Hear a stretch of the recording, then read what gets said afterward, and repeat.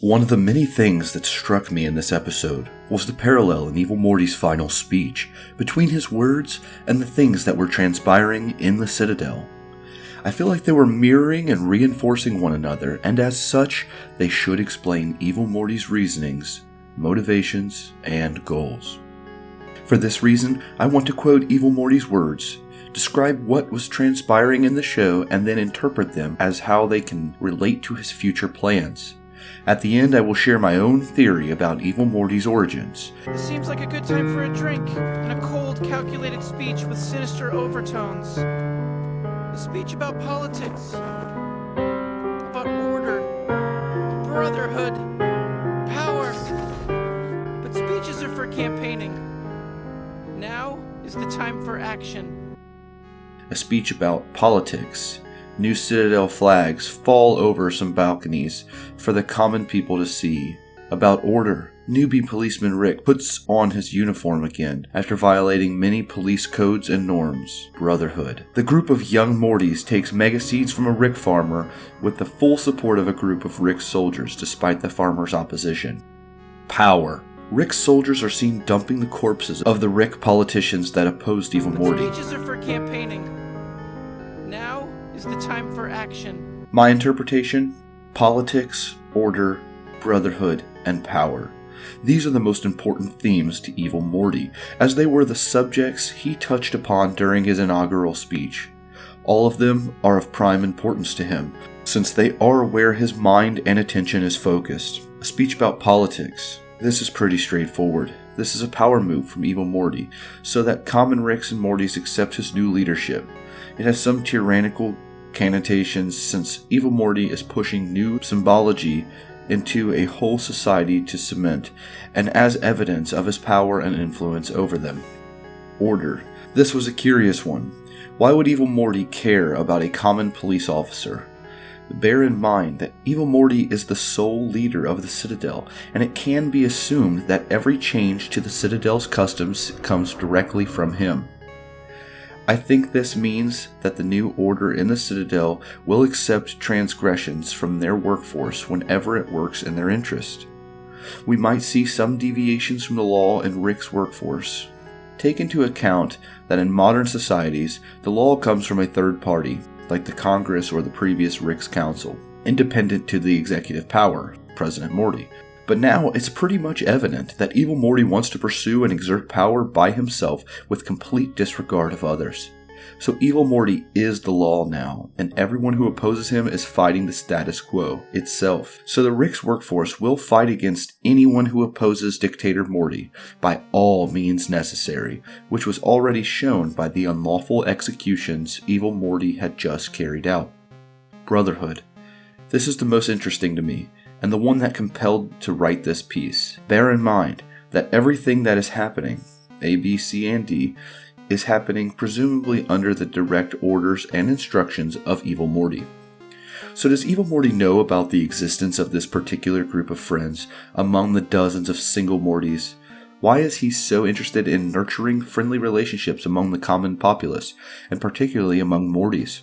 Let's not forget that this is the same Morty that tortured hundreds of Mortys for no reason at all. 5 Mortys in a jumper cable would achieve the same result, said our regular Rick when he was appalled by the utter disregard someone would have to use Mortys like this. Let's also point out that Mega Seeds give super intelligence, and that Evil Morty is handing them to Rickless Mortys. I presume he is interested in building an army of super intelligent Mortys with no attachment to Ricks. And D. Power. Pretty straightforward too. His plan was to win the election in order to build more power. Taking over the Citadel was just a middle step into a much bigger scheme. Clearly Evil Morty doesn't want power just for the sake of it, but as a means to an end. We know his previous plan was, apparently, thwarted, so this is just another shot he is making to achieve an ultimate goal. Now there is also another beautiful parallel in the show that is linked to one of my previous points. The group of young Mortys makes the long trip to a wishing well, and one of them makes the ultimate sacrifice so that his friends and all the other Mortys have a better life. And just as he jumps into the well, Evil Morty consummates his power and ultimately makes his wishes come true. I don't think this is a coincidence. I don't think the show is built around the trope of good people that have endured so much will end up having their wishes come true, as if God, nature, karma, or a fairy tale will take pity of their misery and take them to heaven. This is not what Rick and Morty is about. I believe the Morty that jumped through the portal, the Morty that escaped the system, that gives nothing but oppression and misery to all Mortys, is the same evil Morty that has now come back to make things right. Hey everybody, I just want to take a minute to talk to you about something. I want to say thanks to Rage314 from Reddit for the theory that you just heard. And I wanted to talk about my Patreon. I haven't talked about it in a while because I felt uncomfortable asking for money. It's just weird. Definitely out of character for me. And I'm going to be completely transparent with you right now. I do have a solid job. I'm a CNC machinist. I make solid surface countertops for a living. And I make pretty good money for my area. The cost of living here is pretty low. I make $17 an hour. I'm very blessed to have the job that I have. And I easily can pay all my bills, support my family, still have money to do some fun things from time to time. But I've said this before, and I do truly desire to make YouTube my full-time job. I want to do this so bad. I've been making YouTube videos since I was 16, and I'm 26 now, so I've been doing this for 10 years. Not on this channel, obviously, but I've been trying to make something happen on YouTube for a very long time. My wife's looking to start a new business, a real business with a real physical location. Soon selling sweet treats and other things, and that is going to take a lot of work, a lot of attention, and a lot of financial stress that comes with that, because a lot of times when you start a business, you go many months before you actually cut a profit. Starting a business is very expensive. And it's going to take a lot of hard work and investment and blood, sweat, and tears kind of thing. And she's looking to get this business started within a year, maybe a little bit faster. And I fully support her. I totally support her with this, and I want to be able to help her as much as I can. But the problem with that is that the job that I have is not a small commitment. My boss has astronomical expectations of me, and as much as he wants me to work, I'm not able to really assist a whole lot. I mean, I make more money when I work overtime, but I see my family less. Also, my job is extremely physical, and I'm tired all the time. And you already know, I've talked about it in my other videos, my medical condition that I'm still fighting with, for my blood sugars chronically in the tank. I mean, it is around the clock, down to nothing. And it makes me very tired, and I'm constantly falling asleep. So the physicality of my work and my job actually makes that a lot worse. It's a lot harder to maintain my blood sugar and keep my energy levels up, because I'm constantly moving and working. I don't have time to snack and stuff like that. But yeah, so the number of hours expected of me to work it's just going up, and over the next couple of months, it's going to get worse. And the job has, as of late, gotten very stressful. Just a lot of things going wrong within the company and within our current contract that we have for a client. We're building countertops for a hospital, and we're two months behind schedule. That's neither here nor there. The job's getting really stressful. But I've been talking about this for a long time. I definitely want to make YouTube a full-time job, if I could do that. Instead of having to work 10 to 12 hours a day doing hard, strenuous physical labor, I could spend 6 to 8 hours a day working on YouTube videos, and that would also give me time to support my wife by being able to help her with the kids while she is preparing for this business. And because obviously if I'm at home all day, I can make my own schedule. My kids take a couple hour nap, there's a couple hours to work on videos, and then at night I could crank out 4 or 5 more hours, and I'd be able to get a lot done. Basically, at the moment, the past 2 or 3 months you guys have seen, I maybe spend 10 to 15 hours total a month working on YouTube videos, just because of how much I've been working and how much I've been sleeping. So I would really like to be able to, if I could put 6 to 8 hours of work into YouTube a day, I mean, that's 40, what is that, 40 times 4, 100, up to 160 hours a month on YouTube. That's intense. And that would totally change the YouTube channel dramatically. I think if that were to happen, there would be no question that we would be able to make our bills. If I was spending that much time, I would see a much better return in YouTube revenue. But it's taking that leap, and you get paid once a month, and it's delayed a month on YouTube. To go 4 weeks without a paycheck would be impossible. We could not do that. But that's where I'm asking for Patreon to maybe bridge that gap. If anyone is able to do that, if anyone is able to support me, basically all I really need is if Patreon could cover my house payment, that would give me enough cushion. And my house payment isn't that much. It's with taxes and insurance combined, my whole house payment is like $600 a month. And we're only a couple years from paying off the house, so we're not in a bad spot.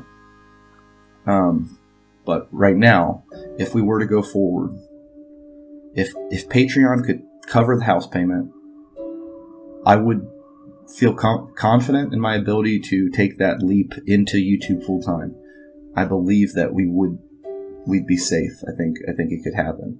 And who knows, from there, it might not even be an issue.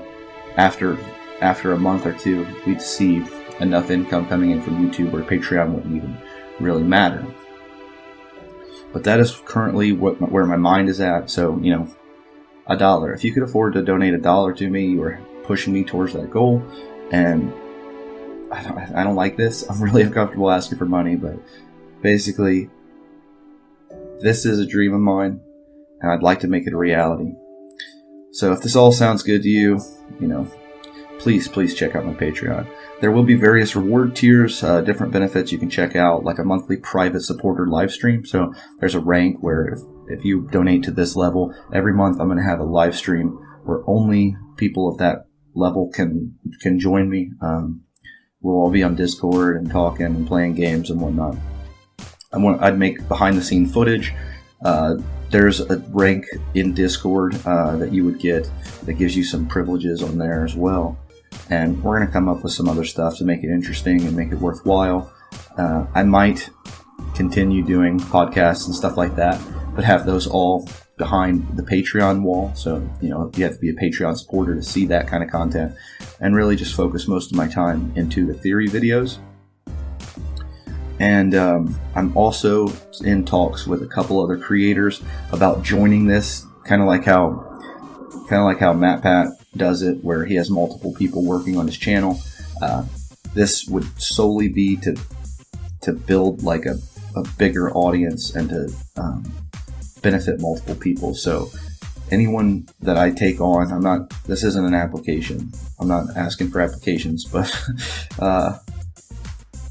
if you have something really serious and interesting, send me an email. You can see that in the channel info.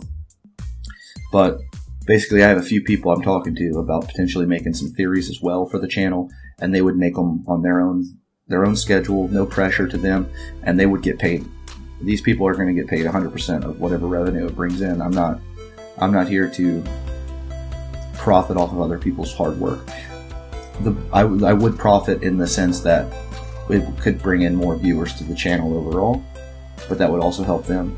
And I'm really into supporting other people. I'd like my channel to be able to prosper as many people as possible. Alright, so I'm starting to ramble. Sorry if I look like a mess. I did just wake up. I always do my recordings when I first wake up, before my family wakes up. That's how I've always done this channel, because of my job schedule and stuff. I just can't afford to spend more time on YouTube while my family's awake and I'm already away from the house for 10 hours a day. You know what I'm saying? It's not fair to my family. But if I wasn't away from the house for 10 hours a day, I could do this. I could totally do this. Also, I know I'm rambling, but I would really like to, me and my wife are talking about moving my studio. This is upstairs on the second floor. You hear a lot of traffic outside these walls. moving it to the basement, which is very thick concrete, and then also do some soundproofing down there.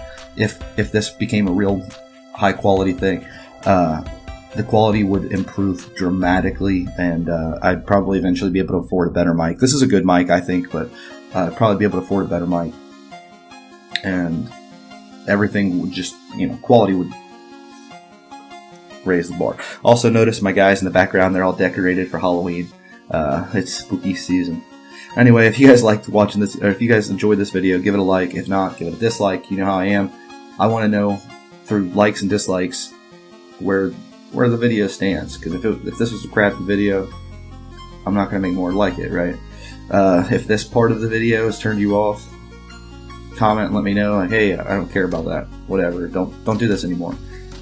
But I don't know. I'm trying something out, guys. I really want to make this happen. If you can sympathize with me, just check it out, please. Just consider it. No pressure at all. Just thank you to anybody who does. Thank you to anybody who doesn't. And you're supporting me by watching my videos anyway. Thank you so much. This has been a fun couple years now, and I want to see this grow. We're about to hit 20,000 subscribers. From this time next year, could we be at 100,000? Is that something that's realistic? I'll catch you guys in the next episode.